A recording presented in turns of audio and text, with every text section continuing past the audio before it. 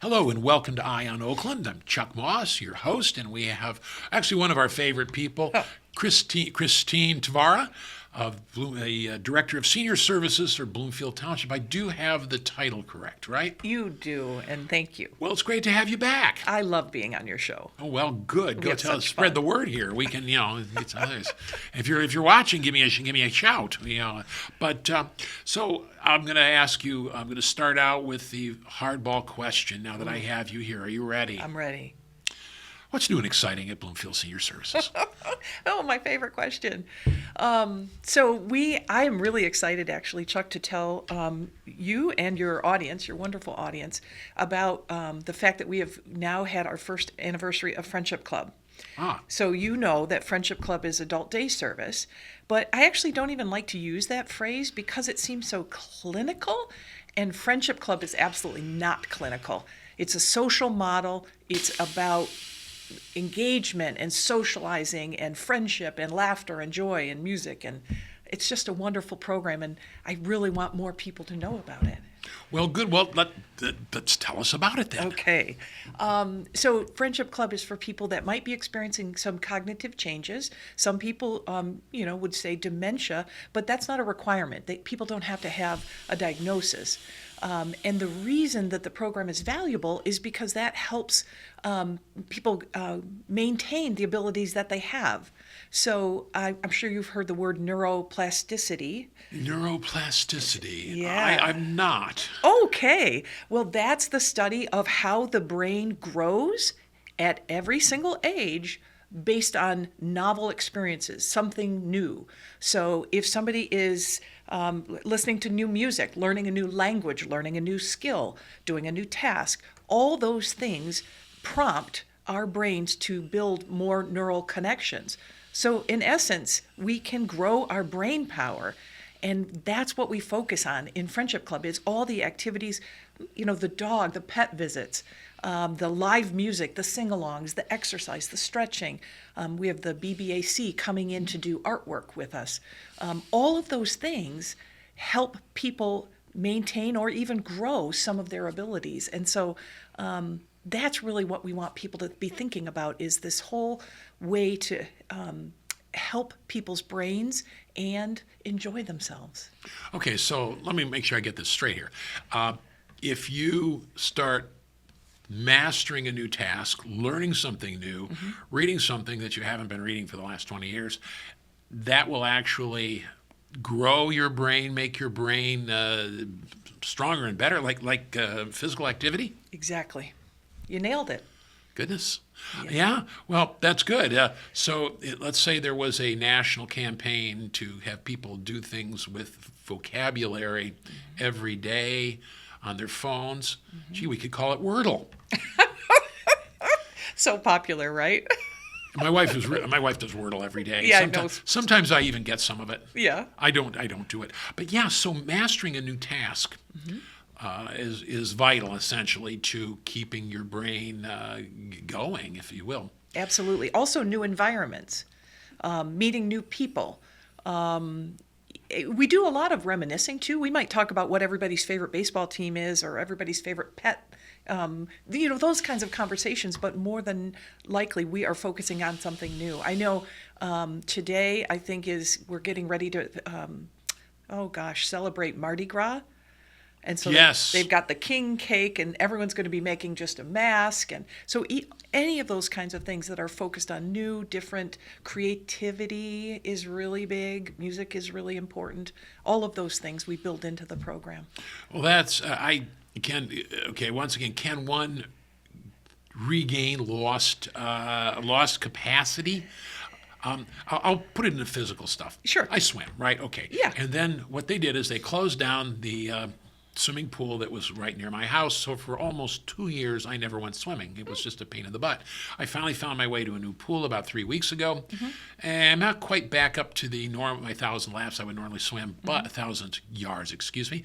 And but I'm getting back very quickly. You can make up for lost time. You can regain that capacity. Now, if you lose it, sort of, can you regain brain capacity? I am not a physician.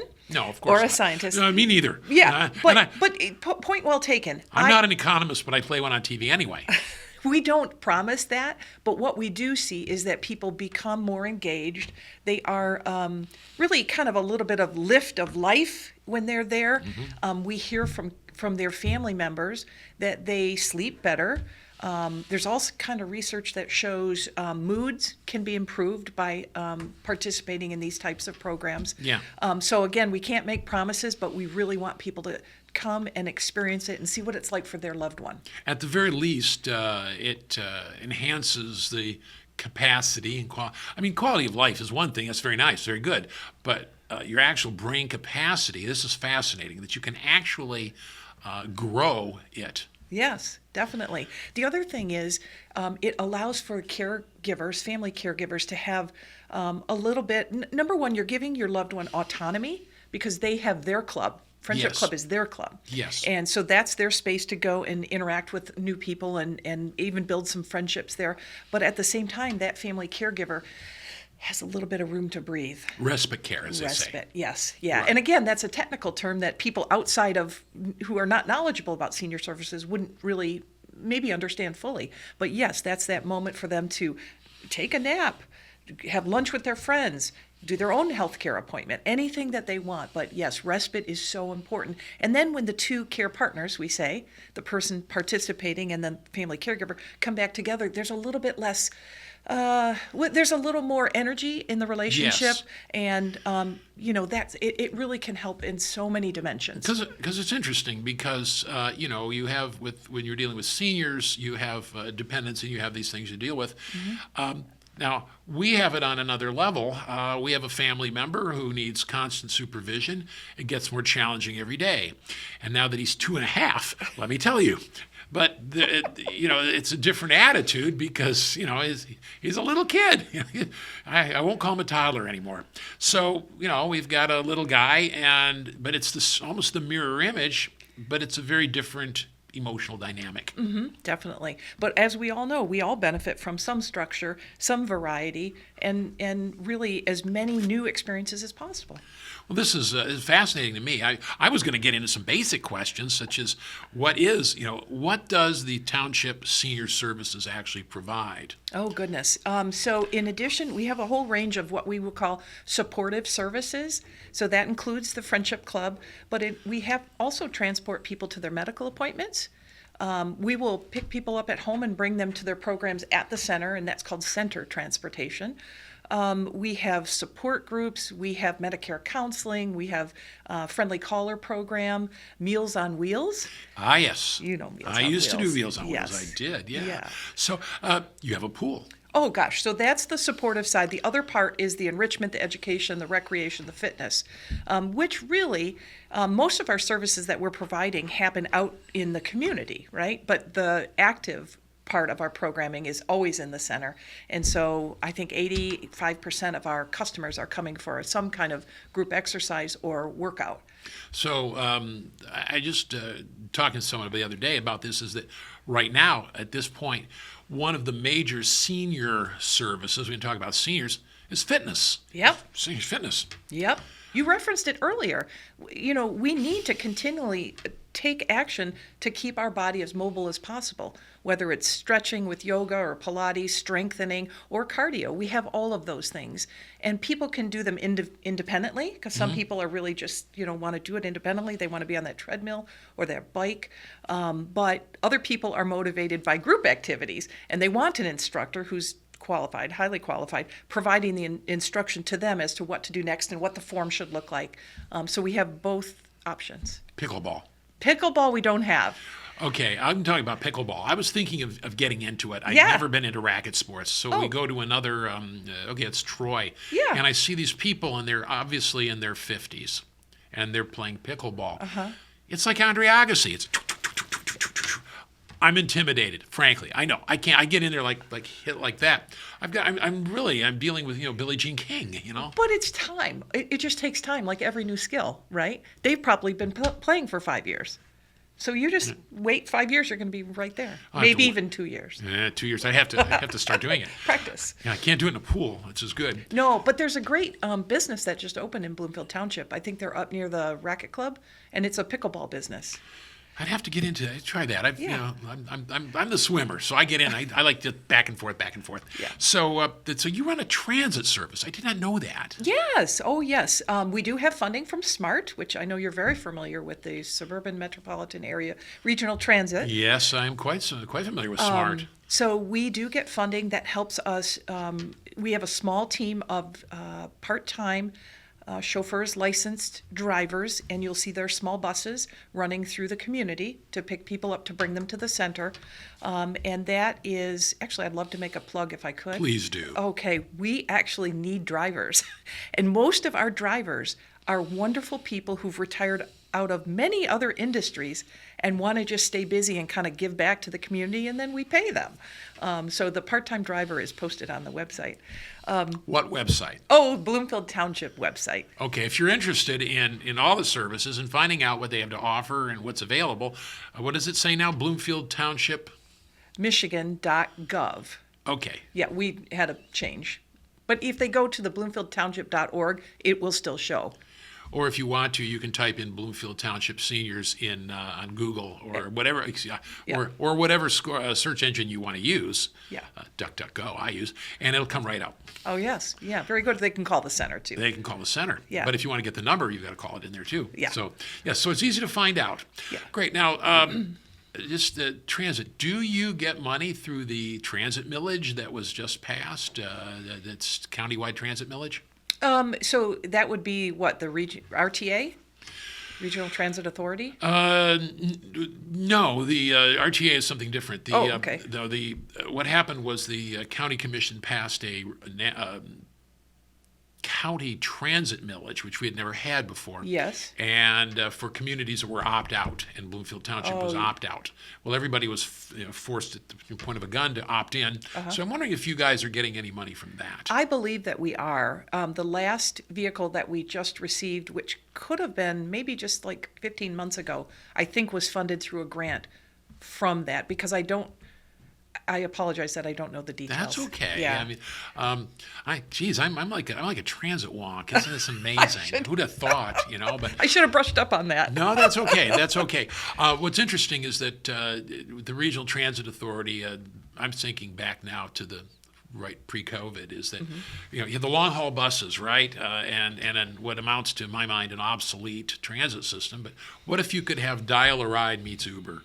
Yeah. And where you don't, it's like Back to the Future, where we're going, we don't need, long lines. You'll just have it come every day.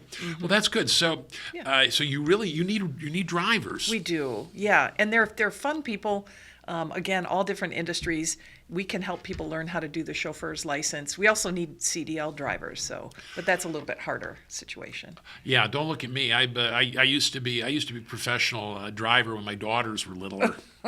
I was a chauffeur. Oh yeah. And then I became a dog butler. So opening the doors. But yeah. So now, as far as you have a dedicated millage. We do. What communities pay? What communities are covered? Oh, great question. Bloomfield Township in 2004 put on the ballot the very first senior service millage. At the time, we were serving multiple communities, but in 2004, when that passed, 80% approval, I always love to say, the township board asked or invited the school district to release our department, bring it into the fold of Bloomfield Township.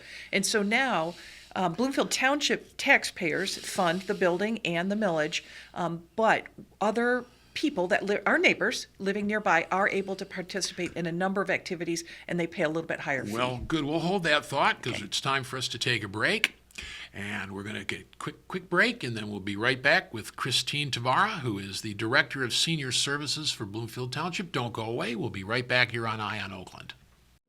Bloomfield Township Senior Services promotes wellness and strengthens the community through social connections, fitness classes, aquatics, day trips, and more. Our staff is here to serve you, offering lifelong learning and interactive opportunities for residents age 50 and above. Invest in your vitality with us. Follow us to learn more and stay up to date. We look forward to meeting you. Welcome back to Eye on Oakland. I'm Chuck Moss, your host. We're talking to Christine Tvaroha, who is the Director of Senior Services for Bloomfield Township. And we were talking about the communities that the township pays the millage. Mm-hmm. Other communities don't, but they can participate. Yes, they can. How? There is going to be a higher fee. So, for example, our day trips.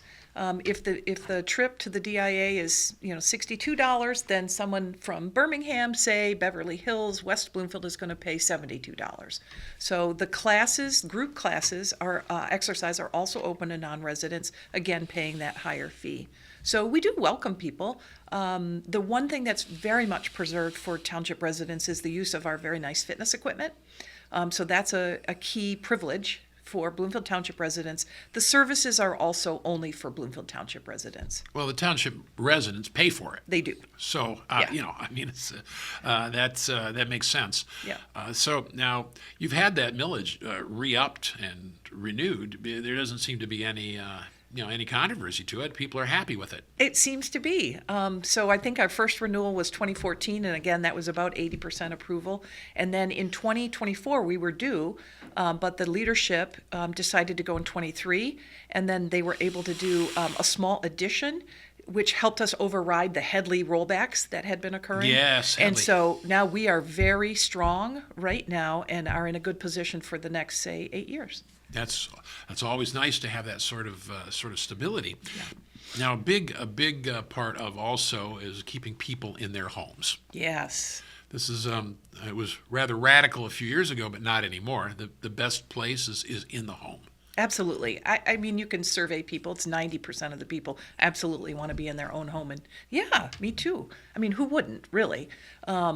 So that's where some of the supportive services come in, right? Yeah. The Meals on Wheels, getting people to their medical appointments, that helps maintain their independence where they are, but also keeping people active and engaged. I think social isolation really has a negative impact, and it's also a risk factor for dementia. Really? So we have to be engaging our bodies and our minds. Well, I understand that we can't just all play Wordle all the time. Right. But that, yes. Now, what about visitation, things like that? People are housebound. I think it's the right term. Is that you come and do visits, things like that? We actually do our telephone friendly caller program for that, and then also the Meals on Wheels represents a nice contact for people. In fact, they always say the meals are fine, but the thing that our customers of Meals on Wheels like the best is that wonderful volunteer that comes to the door and makes them smile. Yes, I remember doing that. I don't know how smiling people were, but at least we tried. Well, you were. The volunteers are. Sometimes the recipient may not be, but you're the bright light, in their day. Well, we try to be. It's been ringing doorbells, running for office. It's better get out of here. Yeah. So now senior needs. They're still growing, right? I mean, they used to talk, I remember, Lord knows it's so long ago, they were talking about the silver tsunami. Well, it's happened. It's here. Yeah, absolutely. So, that's something that we have really had an eye on for some time, is we know that the need for services are likely to expand because our audience is expanding. Our target market, or our service market, so to speak, is growing. The thing that's interesting here is that people have options, right? I have some peers in other communities where the average income might be much different, and so they're seeing really dramatic change in demands, but we're seeing a pace of increase that we can handle, and so we're very fortunate about that. But we're always looking for new ways within our resources to help people. So some of our best requests and ideas for services and programs come from our customers. So I know your audience is very astute and engaged, and have them let us know what they need. Flattery of the host is optional. Flattery of the audience is, of course, always appreciated. What about generations. I mean, it's the baby boomers are now the ones there. Yeah. Is there anything special for the other than loud music nobody can hear anymore? Yeah, funny you say that because we just had a Beatles event. Beatles. Well, At the senior center. Okay, we generally don't date the show, but we're just a few days off February 9th. Of course, February 9th, 1964 was the Beatles on Ed Sullivan. So 60 years ago or more. So yeah, a Beatles night, huh? Isn't that funny? Which Beatles? Are we talking 1964 Beatles or Sgt. Pepper Beatles or? I don't know. It was a historian on the Beatles who came in and did their whole. Was it Bill Dow? Oh gosh, I don't know. I'm sorry. Okay. I someone I know. Yeah, we have a great team that works on all of the programming. Caitlin Pasola set that up, and but I have something funny about that too because of course, boomers, breaking all the barriers as they move through the generations. Yeah. Very engaged in fitness, so that's why you're seeing so much demand for fitness, not just in our community, but all across the board. So we are meeting that interest and demand. But we're doing something kind of quirky this spring. Yeah.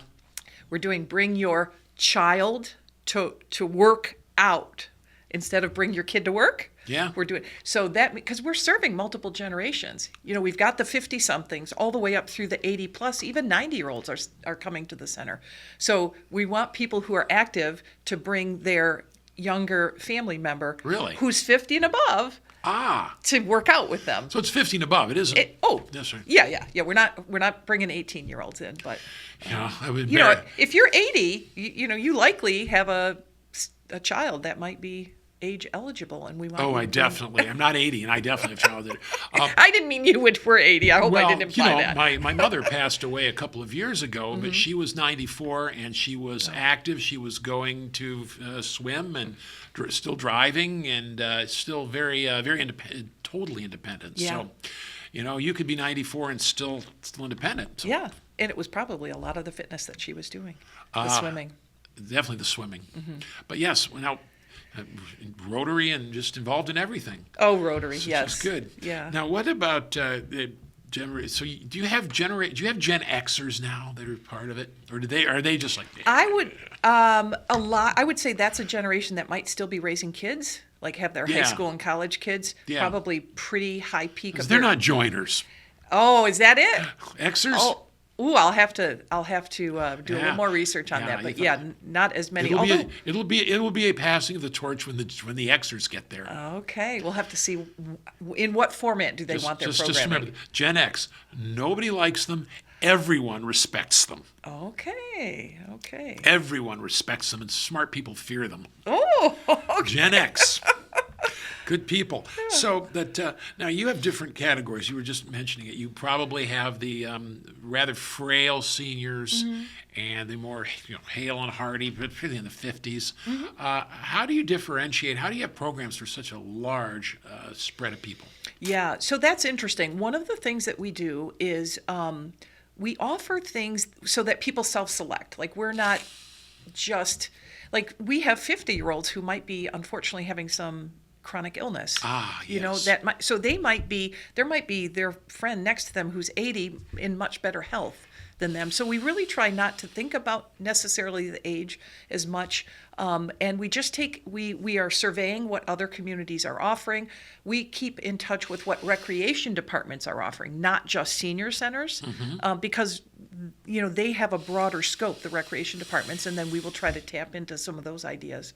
And we have some great fitness professionals that kind of scan their industry and let us know what's new and refreshing. Well, you've got to keep up on what's new. So a couple of years ago, the new thing would have been pickleball. What's new and exciting coming down the line?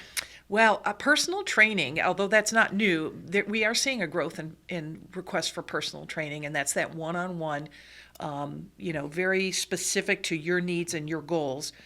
The exercises and that sort of thing. And it's also like coaching. It's like you and I together. Yeah. So that seems to be very popular. And then we have some small group personal training, which is a little bit like that, but more economical for the customer, because there might be 4 or 5 people in that getting some individualized attention. So that's really nice. We did switch to the saltwater pool. I know I shared that with you before. And that, I think, was a nice trend, right, to be able to jump on that and get that grant from the county to do that. So that's been very, very well received. We have some new things. So we're really looking at balance training because preventing falls is essential for independence, right, and mobility. So we have a very nice device that people can stand on and walk through it with our trainers, and you will learn what areas your strengths are and where your weaknesses are, and then the exercises to improve them to help you reduce your risk of falls. That's very cool. I might even be interested in that. Absolutely. Come on by. We'll have you do a demo, and then you can talk about it on the show. You know what? We generally don't. I've never done that before. That sounds like a great idea. I mean, after all, we're supposed to try new things. Good. Excellent. Yeah, that's, I may take you up on that. Okay. I may take you up on that. Now, Bloomfield Seniors, of course, it's kind of evolved. How did you go from being mature minglers and just being a social group to being such a comprehensive senior program? Gosh, so that's a really big question. Well, it's a short time. So. Oh, okay. I feel like there's been some divine intervention. I don't know how people feel about that, but always bringing the right people into the mix. In 2000, we had Lynn Alexander, Sherry Steffens, who used to be on the board, and some really, Noreen Keating. These are people that were on an advisory council for us that help us set the tone and a strategic plan for the next 10 years. Well, I'm glad you mentioned Lynn Alexander because she, of course, was on Governor Engler's committee, and she's still very active, by the way. Oh, she's an author.